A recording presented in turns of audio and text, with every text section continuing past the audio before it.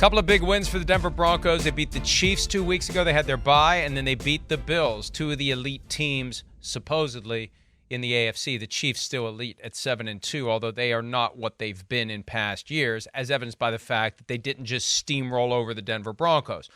But here are the Broncos now at 4-5. It feels like the 70-point game against Miami was 70 years ago. It just shows you how much things change over the course of an NFL season. Teams get better, teams get worse. Defenses get better, defenses get worse. The Broncos are on the right track, but the problem, Myles, as I mentioned on our way out from the last segment, there are 11 teams in the AFC at or above 500. The Broncos are one of the 5 teams below 500. They're going to have to, and I don't know, in the abstract, if you tell me, if I'm a Broncos fan, oh, we beat the Chiefs and Bills back-to-back, Week 8 and Week 10. Hey, playoffs, here we come.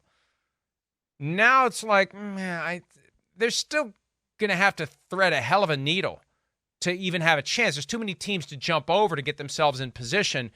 But hey, it's great because it lays the foundation for next year. All that talk about Russell Wilson being out after this year, that's gone now. Yeah. Russell Wilson is better. He moves better. He had some last night, like the processing. We talk so much about processing now. He was doing those little flip passes to Samaje Perine. He pulls the ball down and runs like he did back in Seattle. He's noticeably thinner this year. That was something Troy Aikman said last night. It's been obvious all year long. It's their first look at him on Monday Night Football. But Russell Wilson is a different guy than he was last year. And I like the quote that he gave. I think Lisa Salters was saying this during the game, that he understands last year was bad, but if he plays 20 years in the NFL and he has one bad year, he can take it. I like that too. You know, I think it's interesting that Wilson was able to make those kind of scat plays that we saw so often when he was with the Seattle Seahawks, kind of at what the proverbially height of his powers, right? Where he's able to evade the rush, he's able to do different things, and then he just lets the ball go. And then you're like, oh my God, what are you doing? Like when he flips it, to Samaje Perine, and it's like, oh, that actually worked out very well. You really knew what you were doing right there. And so I think that those things are encouraging.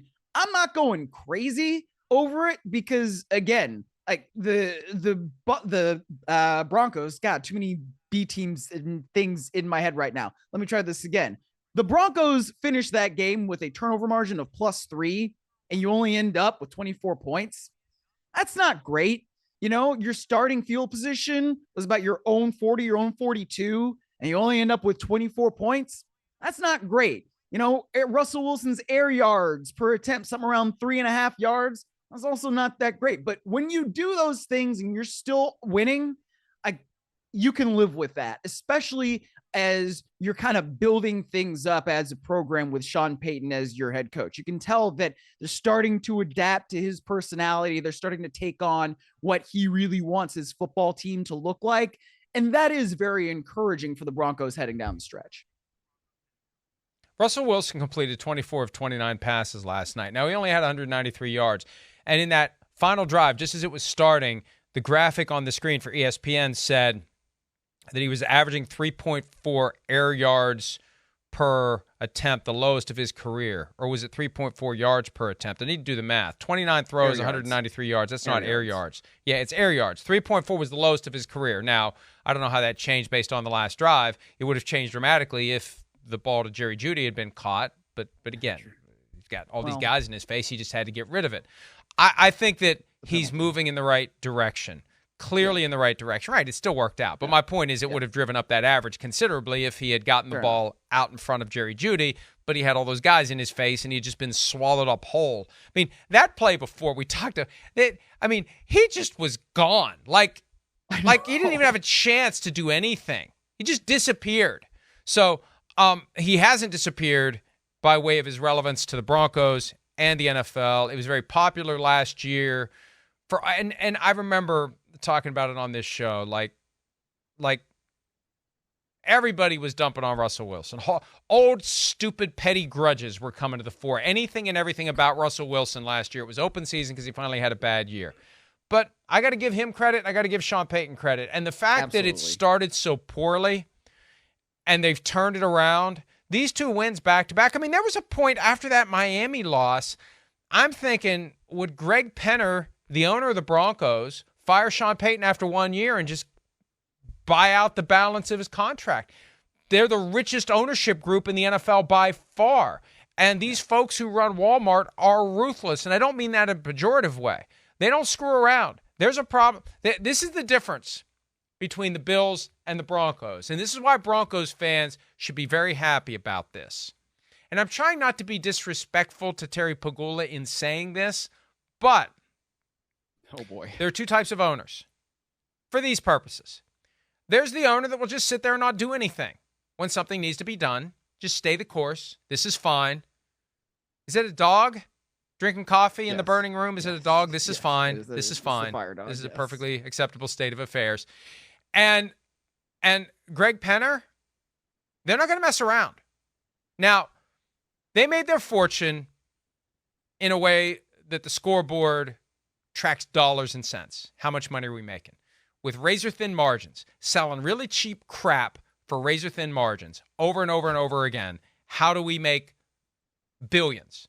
And that family, the Walton family, which is the core of this. Rob Walton initially was the owner of the team. Now it's Greg Penner, the son-in-law of Rob Walton, married to Carrie Walton Penner. Billionaires out the wazoo in the Walton family. Wildly successful business that literally started as a mom-and-pop operation. They didn't get there by ignoring problems. They didn't get there by, you know what, something's not going right here. Well, it'll get better. Why? Because we've done it before. That mindset will never get through. They won't even get to the parking lot, never mind the front door. It's not even getting in the zip code of the Denver Broncos.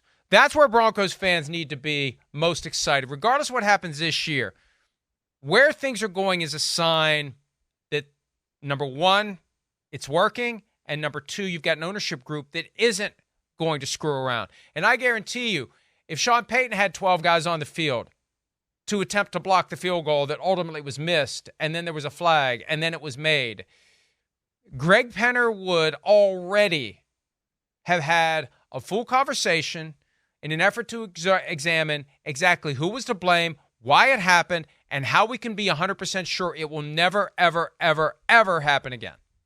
Yeah, I definitely agree with that. There's no doubt about that. And, you know, I mean, that's what good owners who are not meddling owners tend to do, those kinds of things, right? They have the tough conversations, and they make sure that problems don't arise again. And sometimes they do it without suggesting what the solution is. I think that's what the best owners do. They diagnose the problem and they get their football people to actually solve the problem, as opposed to solving it themselves, or also doing the who will rid me of this meddlesome priest thing, unless they absolutely don't like what's going on the field. So that's one thing. But if we're handing out credit, we also have to credit Vance Joseph for what he's done with that defense. I mean, when you have a game that ends up 70-20, and you've got the Miami Dolphins running wild, and you can't tackle anybody, and you can't really do anything, and then you win back-to-back games against the Chiefs and the Bills. I mean, I know Russell Wilson last night after that game was saying, oh, everybody was talking stuff about our defense, blah, blah, blah. Like, bro, when you give up 70 points, like, everybody's going to talk bad about your defense, were. Okay? Yes. Like, yes. Yes. I'm sorry. I apologize for absolutely nothing, because we reacted to what we saw. And what we saw, as you eloquently put things last week, Mike, was caca. That last night, that was not caca. That was the opposite of that. What they've done against the Chiefs and the Bills, where they're picking up turnovers like this is good stuff. This is something that you can build upon going forward. So I got to give Vance Joseph a lot of credit for the way that he has turned that unit around, because they look so much better than they did early on in the season. I am closing in on 58.5 years of age, and I hope I am never too old to think caca isn't funny. It's fun to say. It's fun to hear. It makes me smile. It makes me laugh. It also takes me back to being a kid, because that's what my mom always called it. So, all right. God, I had a great thought there. Oh, to piggyback on your point, it always drives me crazy when teams use as some sort of a rallying cry the fact that the rest of us notice something obvious. Like, how dare you notice this giant, piece of broccoli that's stuck to my chin. How dare you see it, right? How dare you point out the fact that we're horrible? How dare you? Right. So, but they're better. Vance Joseph, quite possibly having the time of his life after all in Denver. So we'll see where the Broncos go from here.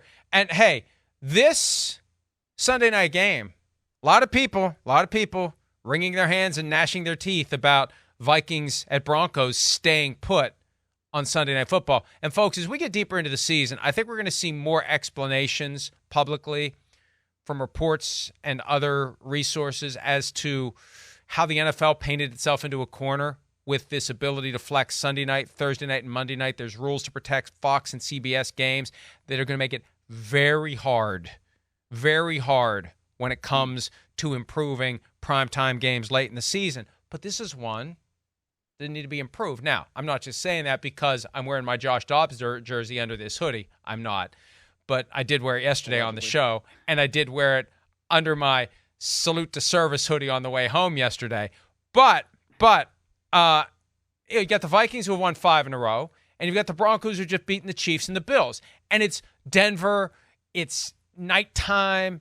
Maybe it'll snow. Who knows? This time of year, you never know. It's going to be 70 degrees one day. It's going to be 5 feet of snow the next day. Who knows what's going to happen Sunday night? And whatever the forecast says for now, forget about it. It'll change by Sunday night.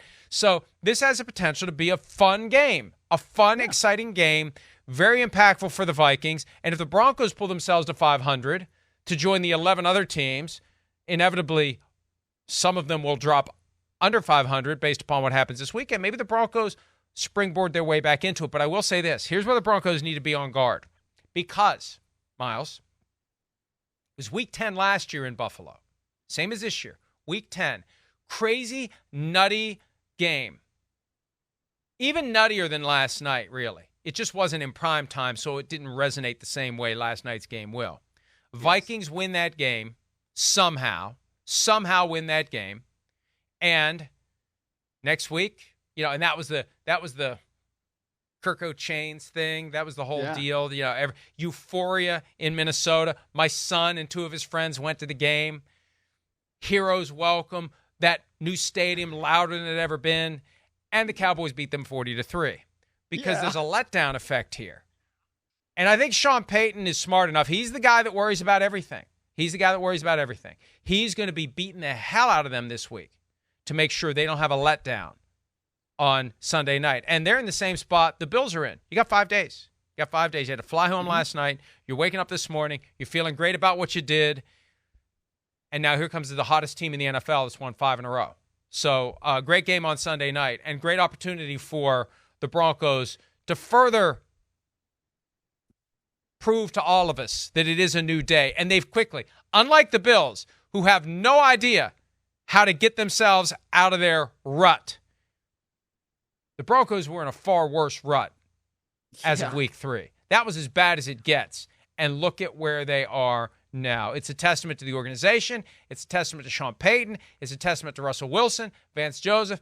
Do your job one day at a time. And the next thing you know, the team that everyone was saying stinks is going to be looking back at everyone else saying, how are we doing now? Hi, it's Mike Florio. Thanks for watching PFT on YouTube. Hit subscribe for the latest news and analysis from Pro Football Talk.